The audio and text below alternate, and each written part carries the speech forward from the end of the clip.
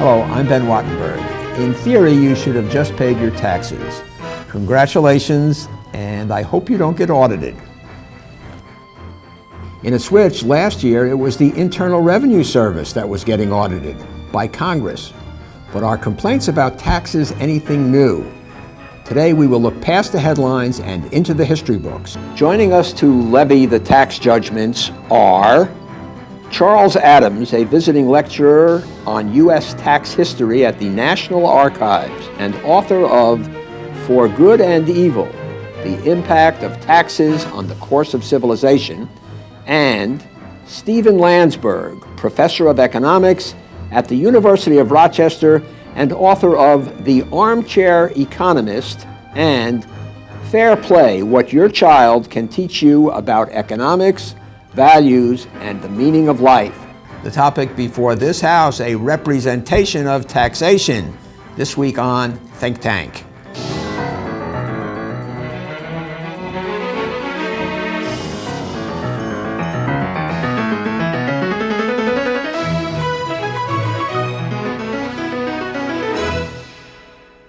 Taxes have been with mankind, driving historical events since the dawn of civilization.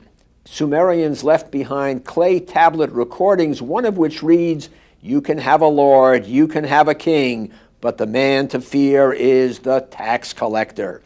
Egyptian hieroglyphics depict ancient IRS agents from 4,000 years ago getting tough on delinquent taxpayers. The Rosetta Stone was a document granting tax immunity to priests. When Jesus was born, Joseph and Mary were on their way to report to a census used by the tax collectors. Many historians argue that the Romans propelled their civilization to greatness through a wise tax system and brought about their own demise when that system became corrupt and inefficient. Lady Godiva rode naked through the streets of Coventry in Britain to protest taxes levied by her husband. And perhaps most famously of all, the British colonies in America launched a revolution against King George III, protesting sugar, tea, and stamp taxes, thereby giving birth to the United States of America. In the spirit of that revolution, the United States maintained a relatively simple tax structure for quite a while.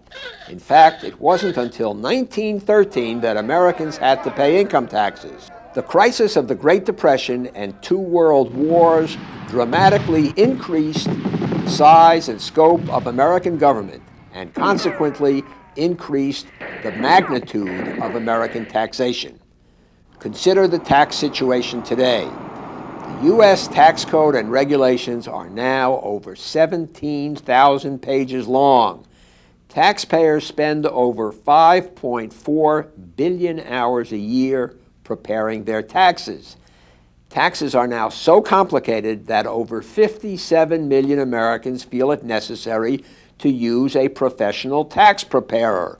In all, the IRS employs 113,000 people and sends out 8 billion pages of forms each year.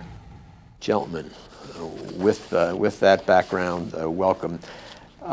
Let me start with you, Charles Adams. How about starting at the beginning? What is the earliest we know of taxation?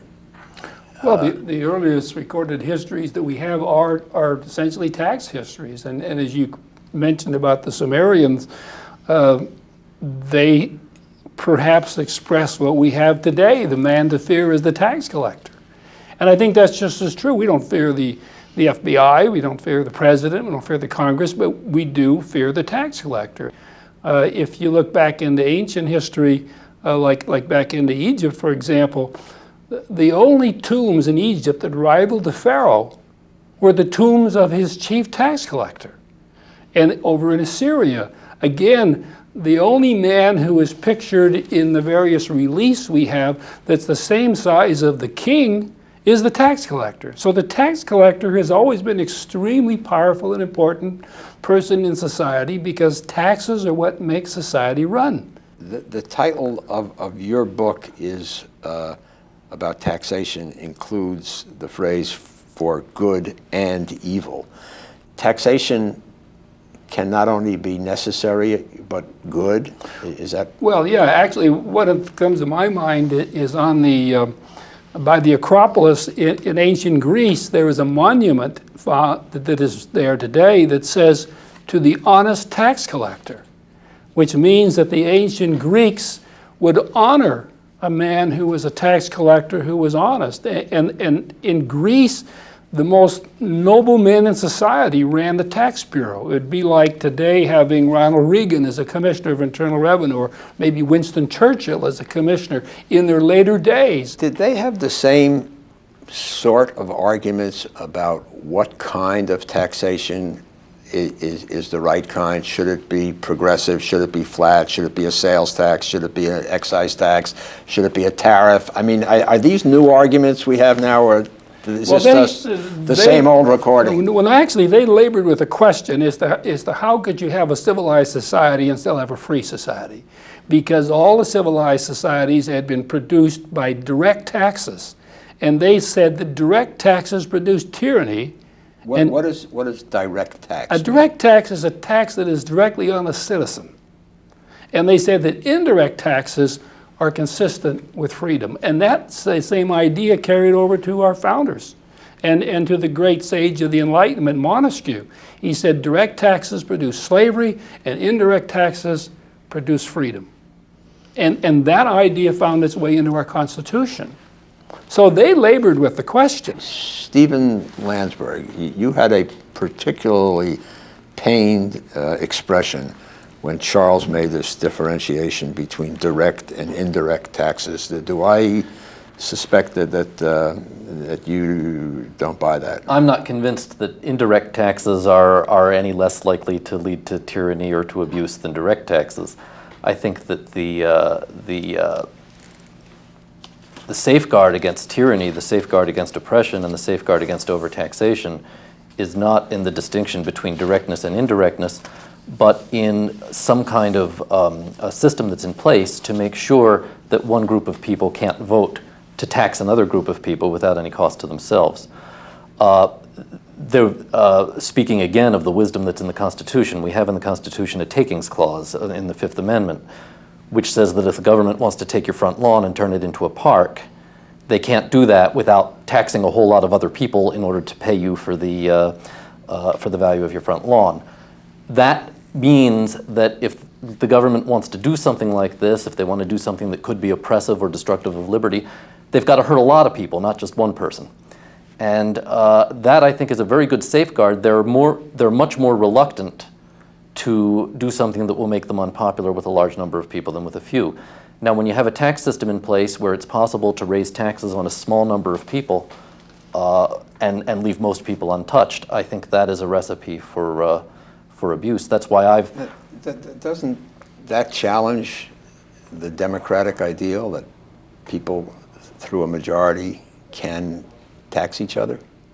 Well, I think the democratic ideal is that a law, to be just, has to mete out equal treatment to all.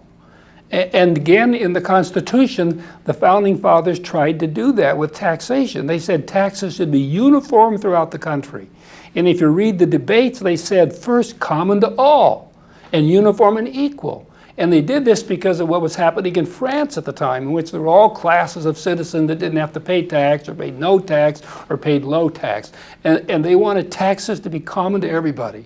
And they put the uniformity command in the Constitution. Regardless of their wealth. So there was no progressive taxation thought of at that time. Yes, yeah, it actually, the idea of uniformity would be that the rate had to be same for everybody. And that's what uniform means. Typically exercised, what, through a tariff on imported goods or a sales tax or well, something but like you that. could have an income tax that was uniform. The income tax that really prompted the Americans adopting the income tax was the one in Britain. And it was adopted in 1842, and it was 3%, and it was uniform for everybody. In Britain? In Britain. 3% of income? Yes, and it was withheld at the source, so that made it indirect. And it never got more than 5%. And that was really what prompted the United States and France and Britain itself to maintain an income tax.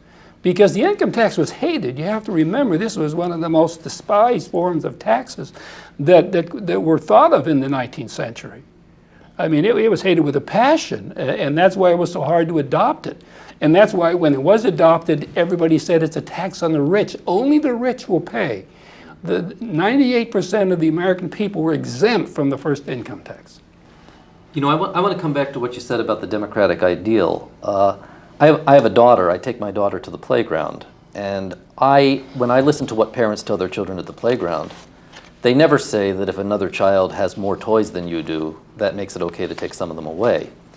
They never tell children that if some children have more toys than others, that makes it okay to form a government and vote to take some of them away. And I think that in what we tell our children, there is information about what our true ideals really are. So you are saying that a child's mommy will not say, Johnny, Joe has more toys than you. We ought to take some toys from Joe and give them to you, Johnny. That's not the way it works. Exactly. No parent tells a child that. But let's just look at that analogy a little bit. Suppose the mommy goes to Joe's mommy and says, the Soviet Union, the evil empire, has missiles pointed at this playground. And unless we take money from everybody who has money, and it's going to mean more money from you because you have more money, so we'll have fighters and our own missiles so all of our children won't get killed. Is that theft or is that unfair? No, I don't think it is. And I think that points up a very important distinction between taxation in order to provide services that are of value to people and taxation for the pure purpose of redistribution, which is a lot of what taxation is. It's far from the only thing that taxation is. And the point that I was making, I think, is confined to that our true ideals do not countenance this kind of forcible coercion when it comes to the question of redistribution. Let me go back into this historical situation for a moment. Is the level of anti-tax sentiment today greater or lesser than it was, say, 100 years ago, 200 years ago? Well, let's talk about America. I think there's two phases of American tax history. One is from the time of the revolt against the British up until 1913, when there was a very powerful anti-tax feeling throughout the country. Now, a good example is that in the Atlantic magazine in 1878, Brooks Adams, who was one of the last leaders of the great Adams family out of Massachusetts, wrote an article that said all taxation is an evil, and heavy taxation indiscriminately levied is the worst calamity that can befall a people. Now, can you imagine he said that all taxation is an evil. Is an evil. Yeah, period. And you know, if the Atlantic magazine wrote that today, they'd get a call from the White House and the Congress and the Commissioner of Internal Revenue. That's the way the American people felt for 150 years. Is that the way you feel now? Again, I think that there are certainly useful things that government does, and somehow those things have to be funded, and we have to have some kind of taxes. I think the important thing is, again, to have safeguards so that taxes, first of all, don't create bad incentives so that they don't discourage people from working. And on that point, you know, I think it's very interesting that the Republicans for 20 years have been telling us that the whole problem with taxes is that high marginal rates punish people for working. Explain marginal rates. Marginal rates, the additional tax that you pay when you earn an additional dollar. Okay. They've been telling us for 20 years that those high marginal rates punish people for working, and that's the whole problem. So what do when they finally have a chance to cut taxes this year?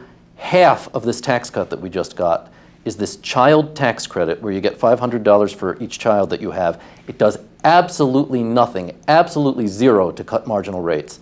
And in fact, it increases the punishment for working because as you move into higher income brackets, the child tax credit phases out. So it actually discourages work. It goes 100% counter to what the Republicans have been telling us is important for the last 20 years. Well, but what it also does in a society which is having a lot of problems with family structure is it's saying that we are going to move toward a more pronatal tax structure, keeping up with the exemption as established in the 1940s, which has since been eroded substantially, and we are going to make it easier for people who want to have children to be able to have children. I think it is absolutely, though, a lie to call it a tax cut. It's $500 that you get for every child that you've got. You get that $500 whether or not you pay taxes. It phases out for people with higher incomes, so it's simply a cash payment that you get for having children and having a low income. In other words, it's a welfare program, not a tax cut. Now, this brings us to sort of a very important sort of splitting wedge in this argument. There seem to be two basic views of taxation. One view would be that of social engineering, and the other view is, look, it's a necessary evil. We have to raise some money for certain things that we all agree on that the government must do.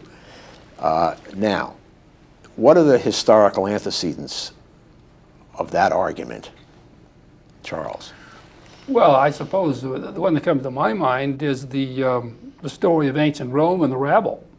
The Romans, having quite a bit of surplus money, decided that anybody who lived in Rome, any male, didn't have to work, and that the Roman government would provide free bread, free food, free entertainment. And at that particular time, there were 200,000 Romans who qualified. Within a few short years, there were over 250,000 who qualified. They threw down their plows. They walked away from their jobs. They said, go to Rome, you don't have to work. The emperor would take care of you. And that was the first massive welfare system of the world, and it almost wrecked Rome then and forever because the emperors could never get rid of it. Let's move on for a moment. Let's move into the realm of the hypothetical. Instead of saying, well, let's wiggle this part of the tax code a little bit and wiggle this part of the tax code a little bit, because the thing is, I think everybody from right to left agrees it's a mess.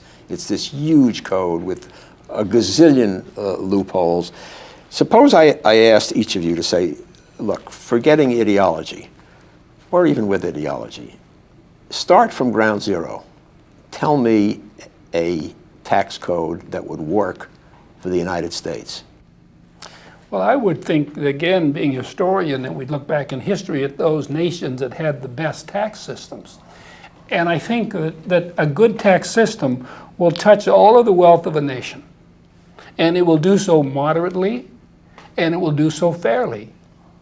The problem with a tax code is that nobody thinks that it's fair, because nobody knows if it's fair. But if you taxed all the wealth moderately, and I realize that we'd like to have a single tax, but there is no single. All of the wealth or all of the income? Well, income is an aspect of wealth. Well, no, I understand, but Yeah. you wouldn't say to a person who has $10 million in the bank, we are going to tax you on your wealth, only on the interest that you earn on the income, right?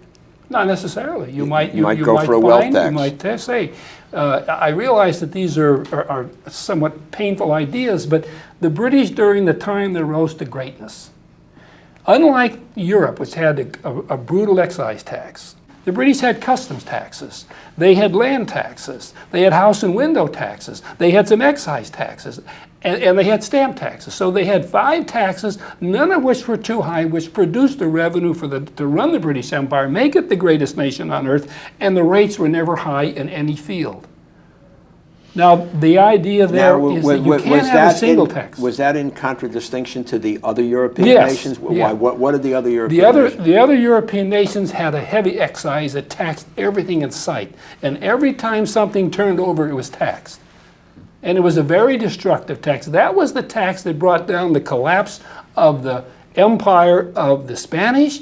It destroyed the great Netherlands empire because there was this heavy tax that touched everything in sight every time it turned over. The British had a very mild excise. It was very limited in scope, and the rates were low.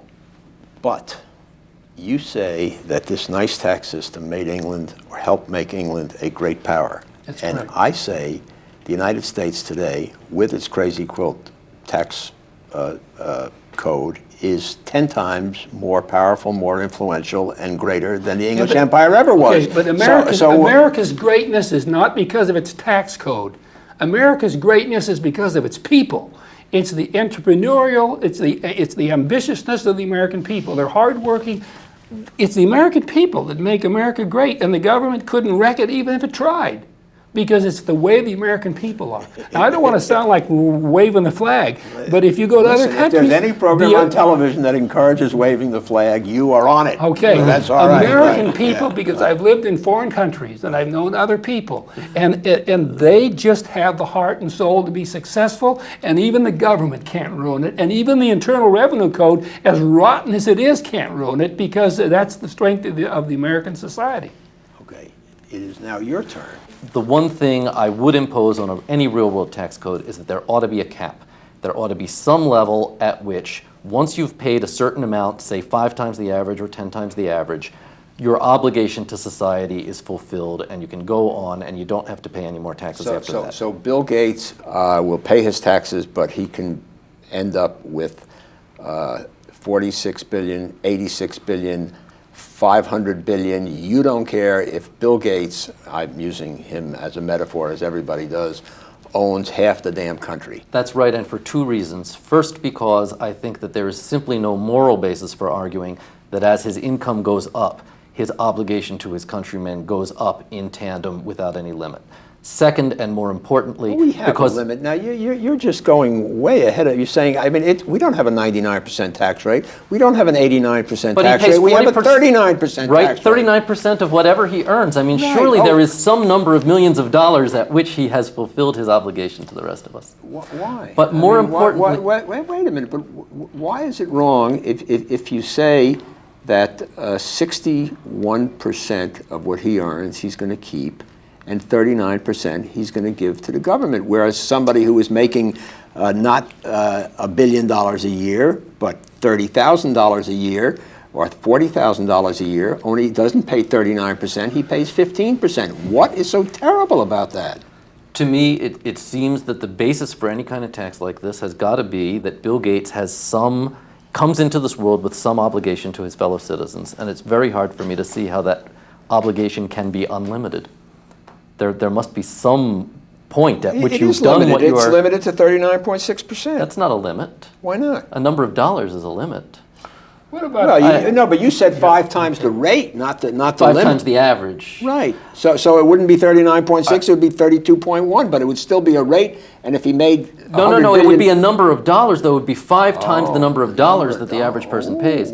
And the more important reason for that is not the moral reason, but the practical one, that when you put on a cap like that, it means that every time you raise Bill Gates' taxes, you got to raise somebody else's taxes too. And so it takes away the temptation to come after a small minority and exploit them. Poor billionaires being the minority, yes. Yeah, what comes to my mind is going back to Adam Smith and to the founders and the work apportionment that appeared in the Constitution. The reason it was apportioned by people was because of the slavery problem. But the real theory was that the wealth of the nation should be proportioned to the expenses of the nation. And that was the measure of just taxation. In other words, it's like a great estate. If you own 10% of land and I own 1, what are the costs of maintaining that? You pay 10%, I pay 1%. That was what just taxation was. So that would mean that Bill Gates would pay his proportion of the cost of running the country based on his wealth. So if he's worth $1 billion, and if the cost of maintaining the government is 10%, then he'd pay $100 million. You see how it would work? But his tax rate and the tax rate of somebody making $30,000 would be the same rate. Yes, the rate would be the same. I think the system should be progressive. There is one disadvantage, Yeah. at least, Yeah. with that view, which is that Americans won't vote for it. That's right. Right. So that's sort of the inherent political tragedy that you both see. I don't see it, I must tell Well, you. in this sense, the Constitution said taxes had to be uniform. And uniform means the same for everybody. So a uniform rate would be the constitutional rate. Now the Supreme Court said that doesn't mean anything, and scholars have said that the uniformity clause is an empty shell, but it wasn't intended to be an empty shell. It was meant a uniform rate, uniform tax, across the board the same. But there was an amendment to the Constitution for an income tax, which says it will not be uniform. As you said, rich people will pay more. That is, once it's amended, that is the new Constitution, right? No, Yes, that is a new constitution. Anyway, listen, we are getting not only far afield, but we are way over time. Thank you very much, Charles Adams. Thank you very much, Stephen Landsburg. And thank you all for Think Tank. I'm Ben Wattenberg. We at Think Tank depend on your views to make our show better. Please send your questions and comments to New River Media, 1150 17th Street Northwest, Washington, D.C. 20036, or email us at thinktank@pbs.org. To learn more about Think Tank, visit PBS online at www.pbs.org. And please let us know where you watch Think Tank.